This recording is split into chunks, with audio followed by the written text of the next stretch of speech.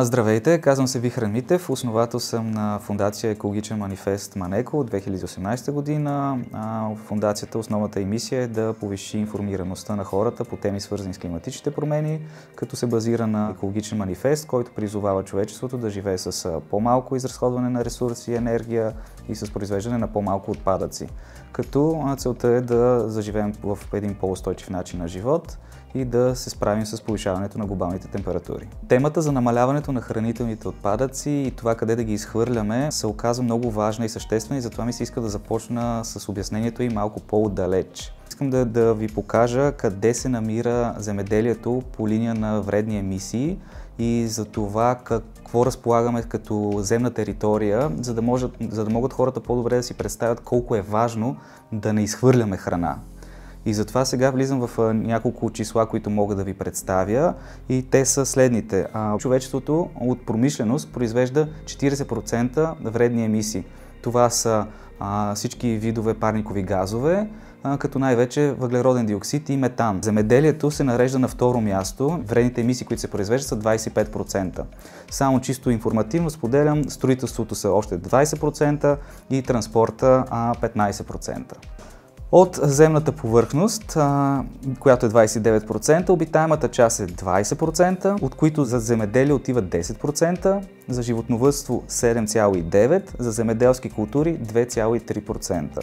Градовете са взели площ от 2%, така че за земното биоразнообразие остават едни 8,39% единствено. Намаляването на хранителни отпадъци се нарежда на второ място като решение по линия на ефективност за справянето с въглеродните емисии. На първо място е възобновяемите източници на енергия, т.е. чистото производство на енергия. Произведената храна на цялата планета, от нея 1/3 се изхвърля. Така че ние, спестявайки този отпадък, можем да допринесем за изчистването на вредните емисии и за повишаването на стандарта на живот на човечеството. По линия на това колко замърсяват отделните храни, ние можем да ги систематизираме по следния начин. На първо място е телешкото, на второ е агнешкото, след това са скариди и други морски дарове, шоколад, риба, свинско. Надолу вече най-незамърсяващите са зеленчуците, ядките и някои видове тофу, яйца и така нататък. Средно на човек, на гражданин на Европейския съюз, се изхвърля 127 кг храна, като за България тази бройка е 94 кг. Домакинствата имат изключително голяма роля и затова тук можем да си поговорим за какво е важно да прави едно домакинство, за да не изхвърля храна.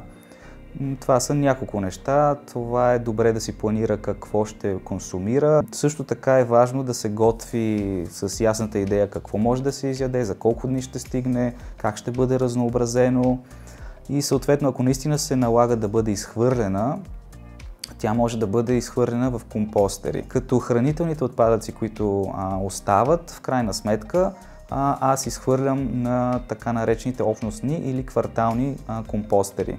Съществуват апликации, приложения, на които вече може да видите къде има компостери около вас. Слава Богу, има достатъчно локации, на които може да изхвърлите вашите хранителни отпадъци. Проблемът, който се създава, когато хранителните отпадъци достигнат сметищата, е следният. Дълго време аз си мислех, какво толкова? Това е естествен отпадък, той е природно съобразен. Ако попадне в сметището, голяма работа, той ще спомогне за разграждането на другите отпадъци. Оказва се, че не е така. Оказва се, че е точно обратното, защото при гниенето храната предизвиква химически процеси, които започват да разяждат останалите вредни материали, които са изхвърлени в общия отпадък, като може да се стигне дори до запалване на сметищата или на части от сметищата и отделяне на вредни химикали и токсини, които или отиват във въздуха, или се стичат надолу в почвата. Затова е изключително важно боклука да бъде разделен и хранителните отпадъци да отиват на обозначените за това места.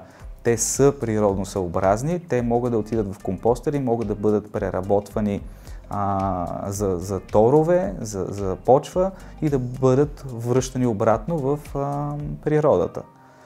Смесването на отпадъци се оказва изключително вредно и нежелателно.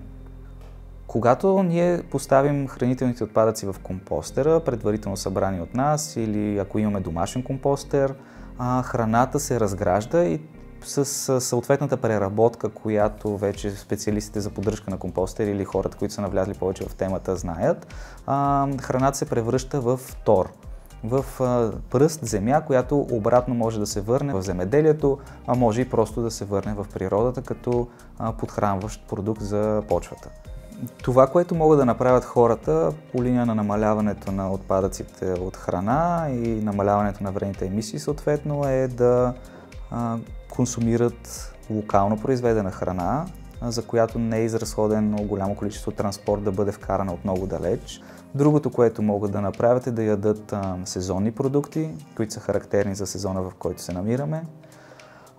И съответно вече говорихме за количествата храна, за планирането на това какво ще се яде, за диетата, за разнообразяването на продуктите, които консумираме и за намаляването на хранителните отпадъци, като ги компостираме. В случая говорим не за отпадък, а за ресурс, за суровина, която може да бъде преработена в компостерите, когато тя отлежи достатъчно дълго време, а хранителният отпадък се превръща в тор, който може да бъде върнат обратно в природата, в почвата.